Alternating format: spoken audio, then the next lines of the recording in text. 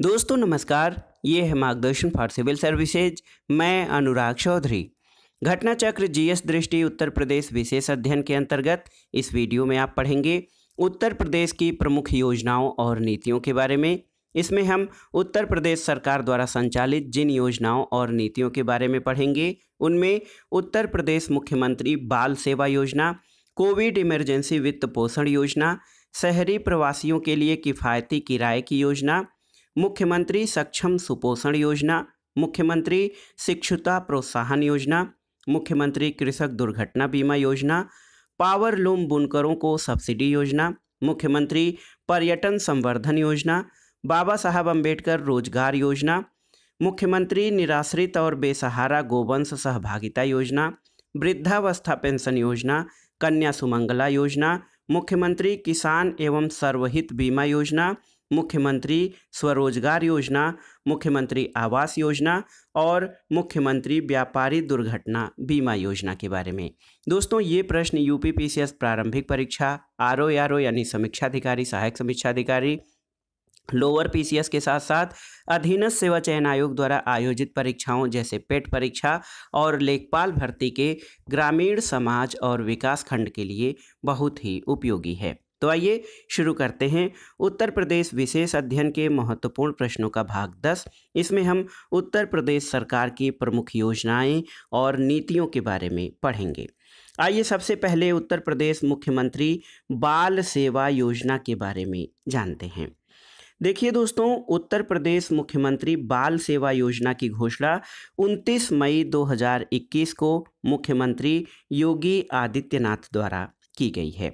और ये योजना देखिए किस लिए संचालित की गई है, तो कोविड-19 महामारी के कारण निराश्रित हुए बच्चों के भरण पोषण और सुरक्षा के लिए उत्तर प्रदेश मुख्यमंत्री बाल सेवा योजना की शुरुआत की गई है।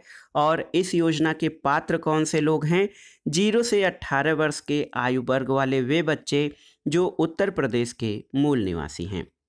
और इस योजना में सरकार द्वारा बच्चे के वयस्क होने तक उनके अभिभावक को प्रति माह 4,000 रुपये की वित्तीय सहायता देने का प्रावधान किया गया है। आइए उत्तर प्रदेश मुख्यमंत्री बाल सेवा योजना से संबंधित जो मुख्य तथ्य हैं उनको जान लेते हैं। दोस्तों इस योजना के अंतर्गत परिवार की वार्षिक आय सीमा जो है वो 2 लाख रुपए निर्धारित की गई है, जिसे जून 2021 में बढ़ाकर 3 लाख रुपए कर दिया गया है। इस योजना के अंतर्गत 10 वर्ष से कम आयु के वे बच्चे जिनके अभिभावक नहीं हैं उनको प्रदेश सरकार द्वारा भारत सरकार की सहायता से राजकीय बाल गृह में देखरेख के लिए रखा जाएगा। और अनाथ हुए बच्चे बच्चियों को भारत सरकार द्वारा संचालित देखिए कस्तूरबा गांधी बालिका विद्यालय जो कि आवासीय विद्यालय हैं, इनको राजकीय बाल गृहों आदि में कक्षा 12 तक की मुफ्त शिक्षा की व्यवस्था है। और इसके अलावा इस योजना से जो प्रमुख लाभ जो हैं, देखिए उत्तर प्रदेश मुख्यमंत्री बाल सेवा योजना के लाभ, तो ऐसे बच्चे जिनके माता पिता या पिता विधिक अभिभावक आय अर्जित करने वाले अभिभावक की मृत्यु 1 मार्च 2020 के बाद कोविड-19 के कारण हुई है, उन निराश्रित बालिकाओं की 18 वर्ष की आयु के पश्चात शादी के लिए सरकार द्वारा 1,01,000 रुपये प्रदान करने की व्यवस्था है। और बच्चों के चल अचल संपत्ति की सुरक्षा की व्यवस्था और साथ ही साथ उच्चतर माध्यमिक और व्यावसायिक शिक्षा ग्रहण कर रहे 18 वर्ष की आयु तक के बच्चों को टैबलेट और लैपटॉप वितरण करने की योजना है। तो देखिए कोविड-19 महामारी के कारण निराश्रित हुए बच्चों के भरण पोषण, शिक्षा और उनकी सुरक्षा के लिए उत्तर प्रदेश मुख्यमंत्री बाल सेवा योजना रही। अब आइए देखते हैं उत्तर प्रदेश कोविड इमरजेंसी वित्त पोषण योजना के बारे में। दोस्तों 15 मई 2021 को उत्तर प्रदेश मंत्रिमंडल ने इस योजना को मंजूरी दी है।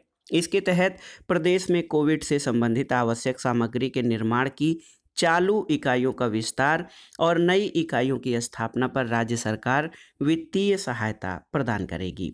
इसमें कौन कौन सी इकाइयां हैं, तो देखिए दोस्तों इसमें जो प्रमुख तथ्य हैं इस योजना से, ये योजना अधिसूचना जारी होने के 1 वर्ष तक प्रभावी रहेगी। योजना का लाभ लेने के पात्र इकाई को किसी भी कमर्शियल बैंक या सिडबी में आवेदन करना होगा। इसके अलावा दोस्तों देखिए, पात्र इकाइयों के लिए रिवॉल्विंग फंड का निर्माण और उन्हें उत्तर प्रदेश सूक्ष्म लघु और मध्यम उद्यम अधिनियम 2020 के अंतर्गत 72 घंटे में एनओसी प्रदान करना। इसके अलावा केंद्र सरकार से संबंधित एनओसी दिलाने में फास्ट ट्रैक मोड में मदद करवाने की व्यवस्था उत्तर प्रदेश कोविड इमरजेंसी वित्त पोषण योजना के अंतर्गत है। इसमें जो वित्तीय सहायता का प्रावधान किया गया है, इस योजना में पात्र इकाइयों को प्लांट, मशीनरी और यंत्रों की स्थापना के लिए कुल व्यय का 25% या अधिकतम 10 करोड़ रुपए तक की वित्तीय सहायता की कैपिटल सब्सिडी के रूप में प्रतिपूर्ति की जाएगी। और जीएसटी एसएमई योजना के तहत भुगतान की गई राशि की प्रतिपूर्ति भी राज्य सरकार द्वारा की जाएगी और ये वित्तीय सहायता इकाई के कार्यरत होने के दावे के आधार पर दी जाएगी। तो दोस्तों, उत्तर प्रदेश कोविड इमरजेंसी वित्त पोषण योजना जो है, ये 15 मई 2021 को उत्तर प्रदेश मंत्रिमंडल द्वारा इस योजना को मंजूरी दी गई थी और इसमें प्रदेश में कोविड से संबंधित आवश्यक सामग्री के विनिर्माण की चालू इकाइयों के विस्तार और नई इकाइयों के स्थापना पर राज्य सरकार द्वारा वित्तीय सहायता दिए जाने की व्यवस्था की गई है। आइए अब देखते हैं शहरी प्रवासियों के लिए किफ़ायती किराए की आवास योजना। दोस्तों, इस योजना का शुभारंभ 26 मार्च 2021 को की गई है और इसमें लाभार्थियों के लिए किराए के आवास परिसरों के निर्माण, संचालन और रख रखाव के लिए निजी और सार्वजनिक संस्थानों की भागीदारी को बढ़ावा देने के लिए प्रधानमंत्री आवास योजना शहरी के तहत लागू किए जाने की व्यवस्था की गई है। और शहरी प्रवासियों के लिए जो किफ़ायती किराए की आवास योजना है, इसमें दोस्तों आवश्यकता क्या है, तो छात्रों, शहरों में रहने वाले गरीब लोगों और शहरी प्रवासियों के लिए किफ़ायती किराए के आवास और परिसर उपलब्ध कराने के लिए ये योजना यानी शहरी प्रवासियों के लिए किफ़ायती किराए की आवास योजना प्रदान की गई है, शुरू की गई है। और इसमें प्राथमिकता किन लोगों को मिलेगा? विधवा, कामकाजी महिला, अल्पसंख्यक, अनुसूचित जाति, अनुसूचित जनजाति और अन्य पिछड़े वर्गों के लोगों को शहरी प्रवासियों के लिए किफ़ायती किराए की आवास योजना में लाभ मिलेगा। आइए अगली योजना के बारे में जानते हैं, मुख्यमंत्री प्रवासी श्रमिक उद्यमिता विकास योजना। तो दोस्तों देखिए, ये उत्तर प्रदेश सरकार द्वारा संचालित बहुत ही महत्वपूर्ण योजना है और इसका उद्देश्य कोरोना महामारी के कारण देश में लागू लॉकडाउन के फलस्वरूप विभिन्न प्रदेशों से वापस आए श्रमिकों और कामगारों के लिए रोजगार और स्वरोजगार उपलब्ध कराना है मुख्यमंत्री प्रवासी श्रमिक उद्यमिता विकास योजना का उद्देश्य। और दोस्तों, वर्ष 2021-22 के बजट में उत्तर प्रदेश राज्य सरकार द्वारा 100 करोड़ रुपए का प्रावधान इसके लिए किया गया और इसमें देखिए दोस्तों, मुख्यमंत्री प्रवासी श्रमिक उद्यमिता विकास योजना में स्वरोजगार स्थापित करने के लिए ग्रामीण श्रमिक महिलाओं को 10 लाख रुपए तक की ऋण सहायता राशि बिना किसी ब्याज के प्रदान करने की व्यवस्था है। वहीं पुरुष श्रमिकों को 4% की ब्याज दर से 10 लाख रुपए तक का ऋण प्रदान करने की व्यवस्था इस योजना के तहत की गई है। अब आइए देखते हैं मुख्यमंत्री सक्षम सुपोषण योजना के बारे में। दोस्तों, मुख्यमंत्री सक्षम सुपोषण योजना की घोषणा बजट 2021-22 में की गई और इसका क्रियान्वयन 21-22 से किया जा रहा है। इसकी आवश्यकता महिलाओं और बच्चों में कुपोषण की समस्या से निपटने के लिए मुख्यमंत्री सक्षम सुपोषण योजना की शुरुआत की गई है और इसमें 2021-22 के बजट में 100 करोड़ रुपए की व्यवस्था का प्रावधान इस योजना के अंतर्गत किया गया है। दोस्तों, ड्राई राशन कार्ड के साथ आंगनबाड़ी केंद्रों पर पंजीकृत 6 माह से 5 वर्ष तक के चिन्हित कुपोषित बच्चों और एनीमियाग्रस्त 11 से 14 वर्ष की स्कूल न जाने वाली किशोरी बालिकाओं को अतिरिक्त पोषण प्रदान करने की व्यवस्था मुख्यमंत्री सक्षम सुपोषण योजना के तहत किया गया है।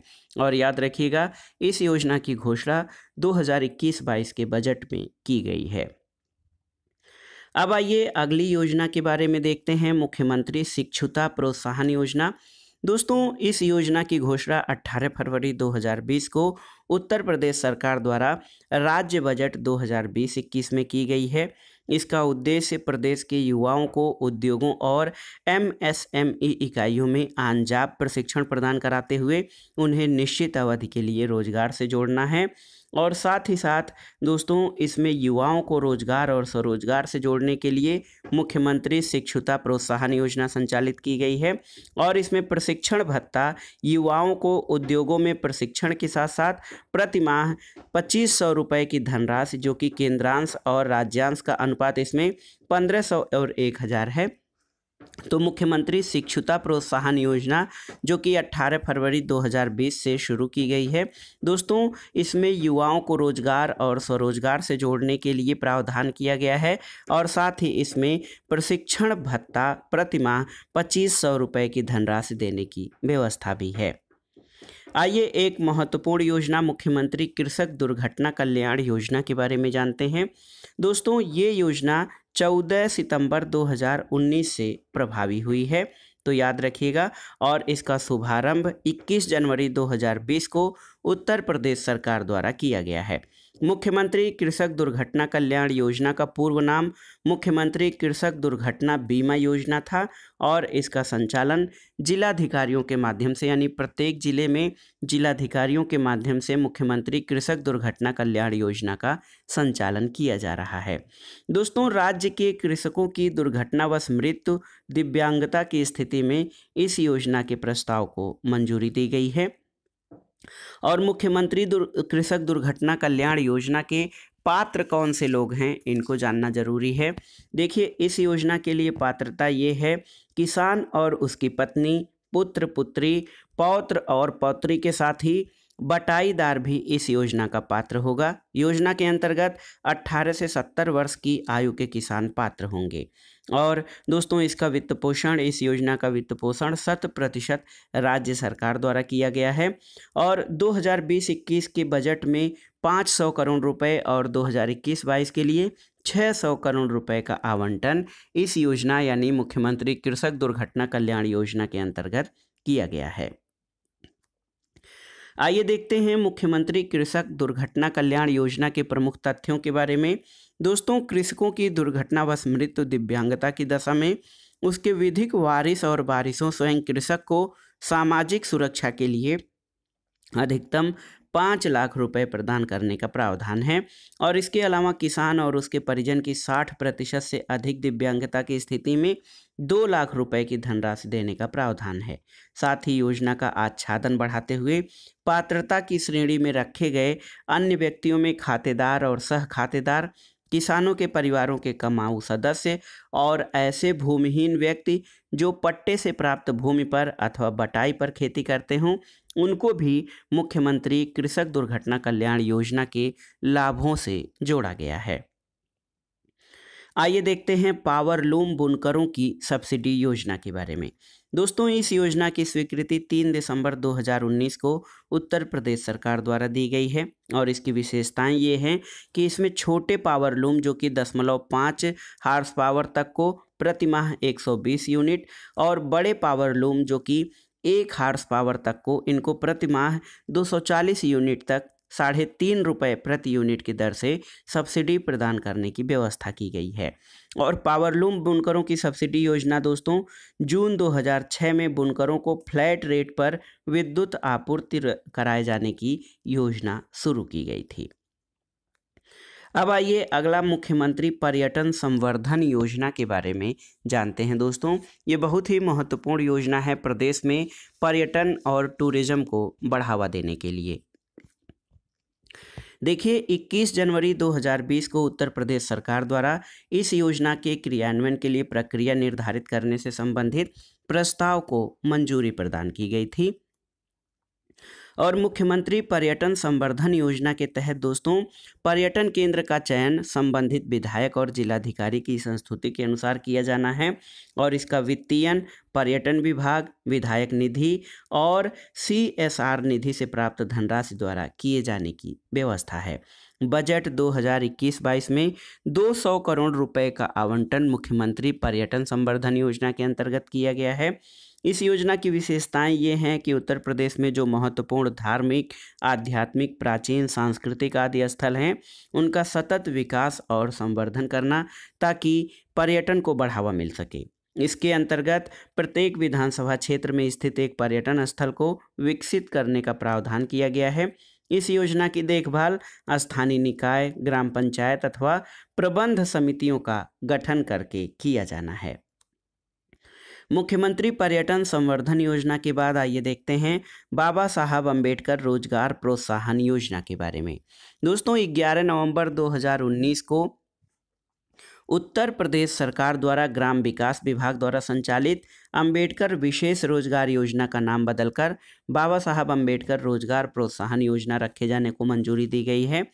और इस योजना का उद्देश्य ये है ग्रामीण क्षेत्रों में नवयुवकों को उद्यमिता के लिए उन्मुख करना, स्थानीय संसाधनों को विकसित कर सतत रोजगार उपलब्ध कराना, ग्रामीण आबादी का शहरी क्षेत्रों की ओर पलायन रोकना और सभी जाति, वर्ग और धर्म को लोगों को इसका लाभ दिलाना।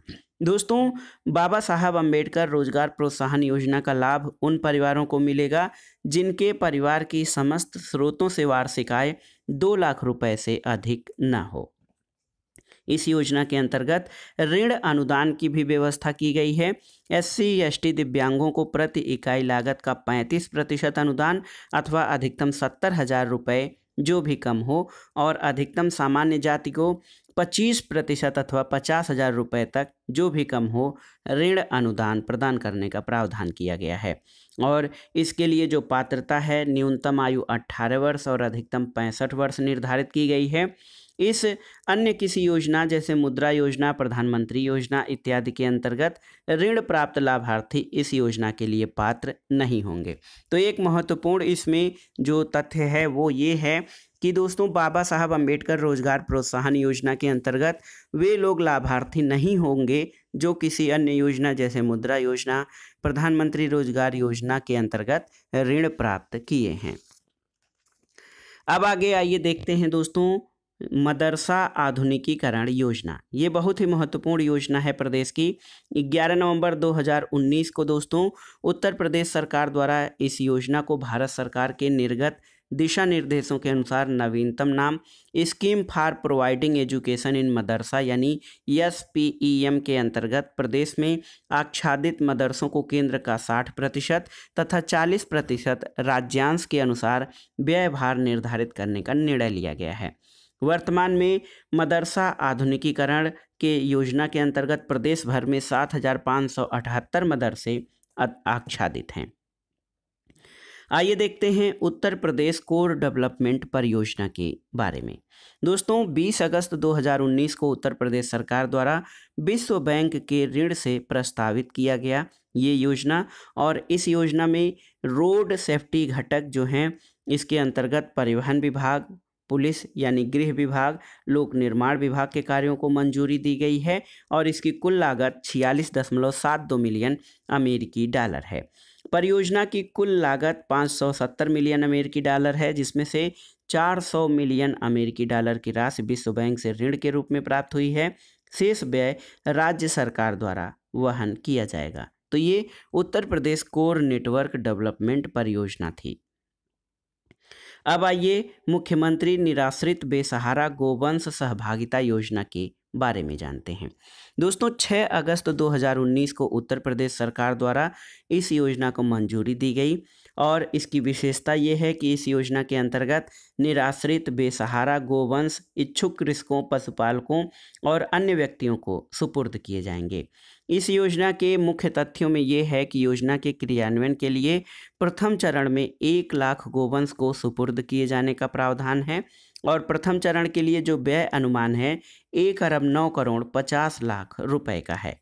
दोस्तों जिलाधिकारी द्वारा चिन्हित ऐसे इच्छुक कृषक, पशुपालक और अन्य व्यक्तियों को 30 रुपये प्रति गोवंश प्रतिदिन की दर से भरण पोषण के लिए धनराशि बैंक खाते में प्रति माह DBT यानी डायरेक्ट जो है बेनिफिट ट्रांसफ़र प्रक्रिया से हस्तांतरित किया जाएगा। तो मुख्यमंत्री निराश्रित बेसहारा गोवंश सहभागिता योजना के तहत दोस्तों, निराश्रित बेसहारा गोवंश इच्छुक कृषक, पशुपालक और अन्य व्यक्तियों को सुपुर्द किए जाने की योजना है और साथ ही साथ उनको 30 रुपये प्रति गोवंश प्रतिदिन की दर से भरण पोषण के लिए जो है उनको धनराशि भी दी जानी है इस योजना में। अगला है महत्वपूर्ण योजना, देखिए सामाजिक कल्याण के लिए ये योजना है वृद्धावस्था पेंशन योजना। दोस्तों, वृद्धावस्था पेंशन योजना के अंतर्गत जो है ये राष्ट्रीय सामाजिक सहायता कार्यक्रम के अंतर्गत संचालित है। इसमें 80 वर्ष और इससे अधिक आयु के वृद्धजनों को 500 रुपये की धनराशि प्रति माह 100% केंद्रांश से पेंशन के रूप में प्रदान की जा रही है। मुख्यमंत्री वृद्धावस्था पेंशन योजना 11 जून 2019 को उत्तर प्रदेश सरकार द्वारा प्रदत्त वृद्धावस्था पेंशन राशि में वृद्धि की गई है और इसमें 60 से 79 वर्ष की आयु वाले वृद्धजन इसके पात्र होंगे। पेंशन राशि 400 रुपये से बढ़ाकर 500 कर दी गई है, जिसमें 300 रुपये राज्यांश है और 200 रुपये केंद्रांश शामिल है। लेकिन 80 वर्ष से अधिक के वृद्धजनों को 500 रुपये की जो धनराशि है 100% केंद्र से पेंशन के रूप में प्रदान की जा रही है।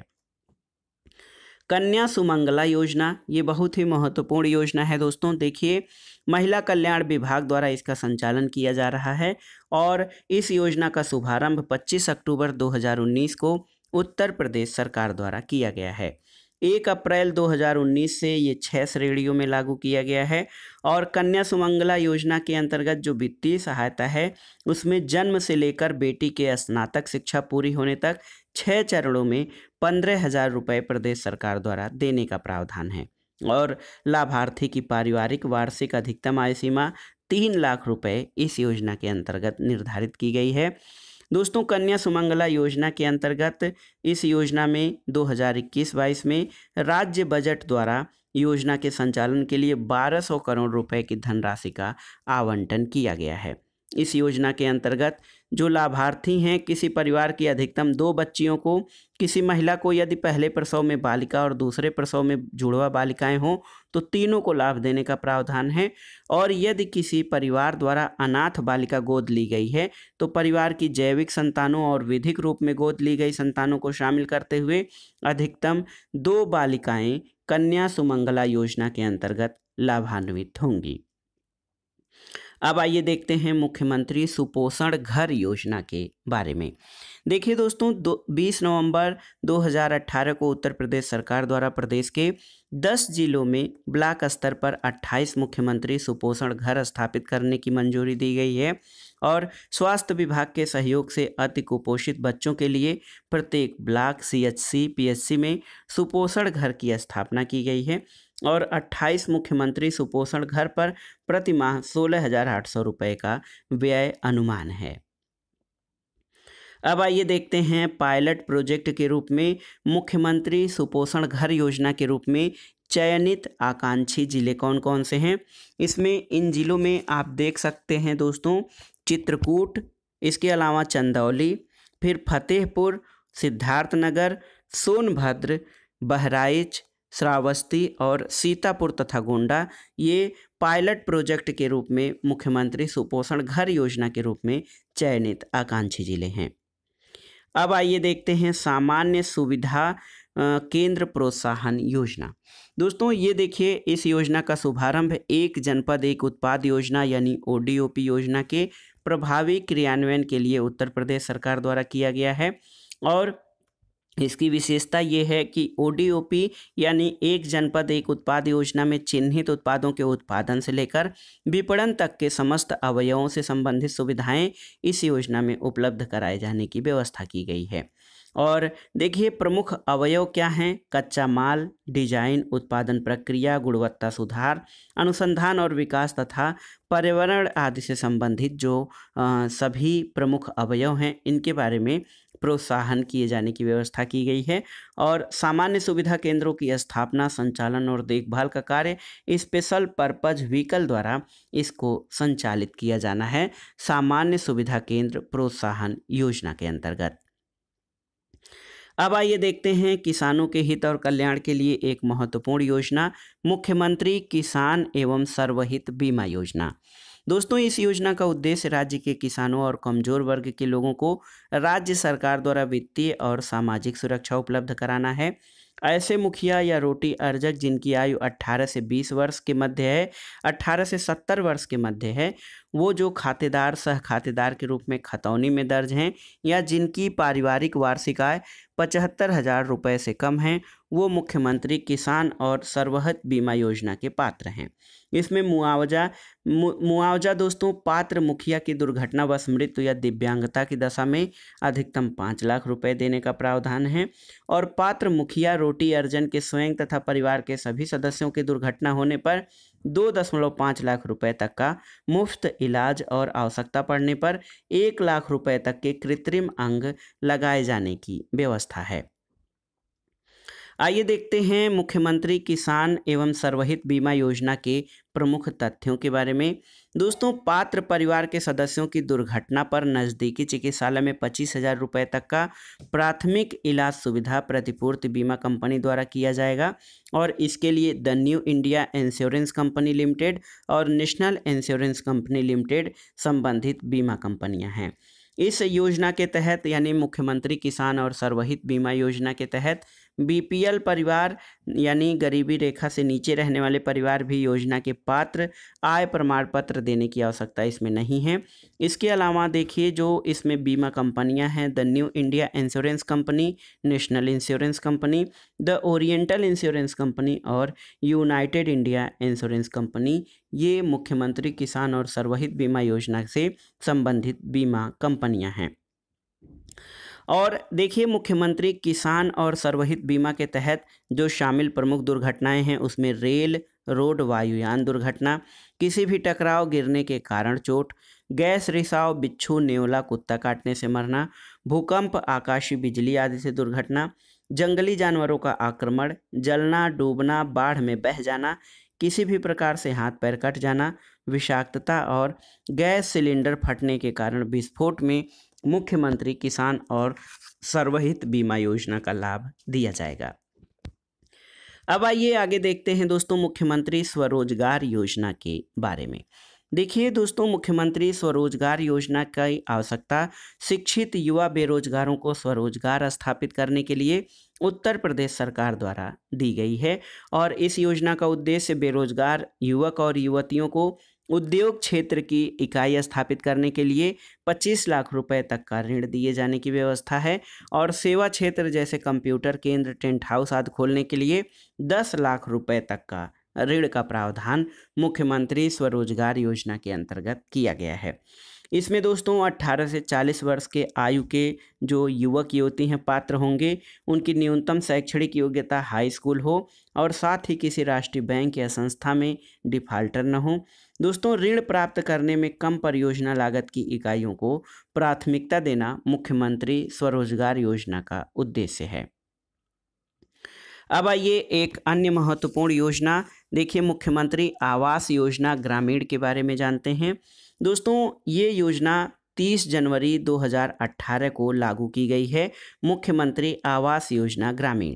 इसका वित्त पोषण 100% राज्य सरकार द्वारा किया जाता है और 2021-22 के बजट में 369 करोड़ रुपए का आवंटन इस योजना के अंतर्गत किया गया है। मुख्यमंत्री आवास योजना ग्रामीण के पात्र कौन कौन से लोग होंगे, तो गांव में निवास करने वाले छत विहीन, आश्रय विहीन वे परिवार जो कालाजार से प्रभावित हों, जापानी इंसेफेलाइटिस से प्रभावित परिवार और प्रधानमंत्री आवास योजना ग्रामीण की पात्रता से आच्छादित जो दोस्तों SECC जो 2011 के आंकड़ों पर सुविधा आधारित सुविधा में वर्तमान पात्र की सूची में न हो, वो लोग मुख्यमंत्री आवास योजना ग्रामीण के लाभ के हकदार होंगे। देखिए यहाँ पर मुख्यमंत्री आवास योजना ग्रामीण के प्रमुख तथ्य क्या हैं, तो इसमें आवास का क्षेत्रफल 25 वर्ग मीटर जिसमें रसोई घर भी शामिल और आवास की लागत राशि प्रति आवास सामान्य क्षेत्रों में 1.20 लाख और नक्सल प्रभावित क्षेत्रों में 1.30 लाख रखी गई है। यानी जो सामान्य क्षेत्र में आवास है 1,20,000 और नक्सल प्रभावित क्षेत्र में 1,30,000 रुपये प्रति आवास इसकी लागत है। आवास के साथ शौचालयों का निर्माण स्वच्छ भारत मिशन और मनरेगा के अंतर्गत किया गया है और आवास का आवंटन प्राथमिकता के आधार पर परिवार की महिला सदस्य के नाम से किया जाएगा या संयुक्त रूप से पति पत्नी के नाम और महिला सदस्य के न होने पर पुरुष को आवंटन किया जाएगा मुख्यमंत्री आवास योजना का। दोस्तों, मुख्यमंत्री आवास योजना ग्रामीण में कुछ संशोधन किए गए हैं।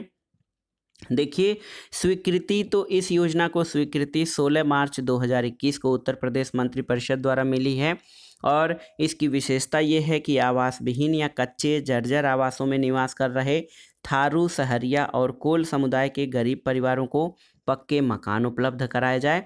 और संशोधन के लिए पात्रता में ये है कि सहरिया, कोल और थारू श्रेणी के पात्र निर्धन लाभार्थियों को इस योजना में शामिल कर लिया गया है। अब आइए देखते हैं लास्ट में दोस्तों मुख्यमंत्री व्यापारी दुर्घटना बीमा योजना के बारे में। 29 मई 2018 को उत्तर प्रदेश सरकार द्वारा वाणिज्य कर विभाग में पंजीकृत व्यापारियों के लिए लागू इस योजना के तहत प्रदत्त राशि को 5 लाख रुपए से बढ़ाकर 10 लाख रुपए किए जाने की स्वीकृति प्रदान की गई है। बढ़ी हुई बीमा की राशि 27 अक्टूबर 2017 से प्रभावी है और इसका पूर्व नाम जोखिम व्यक्तिगत दुर्घटना बीमा योजना थी। दोस्तों, इस योजना की विशेषता ये है कि दुर्घटना में मृत्यु होने की स्थिति में व्यापारियों द्वारा नामित व्यक्ति अथवा उनके परिवार को बीमा राशि प्रदान कराने की व्यवस्था मुख्यमंत्री व्यापारी दुर्घटना बीमा योजना के अंतर्गत की गई है। तो दोस्तों, ये था आज का वीडियो। इसमें आपने उत्तर प्रदेश सरकार द्वारा संचालित प्रमुख योजनाओं और नीतियों के पहले भाग के जो महत्वपूर्ण योजनाएं और नीतियां थी उनके बारे में पढ़ा। इसका दूसरा भाग हम कल प्रस्तुत करेंगे। तब तक इस चैनल से जुड़े रहें, वीडियो को लाइक करें, शेयर करें और इस चैनल मार्गदर्शन फॉर सिविल सर्विसेज को सब्सक्राइब करें। वीडियो देखने के लिए धन्यवाद दोस्तों। नमस्कार।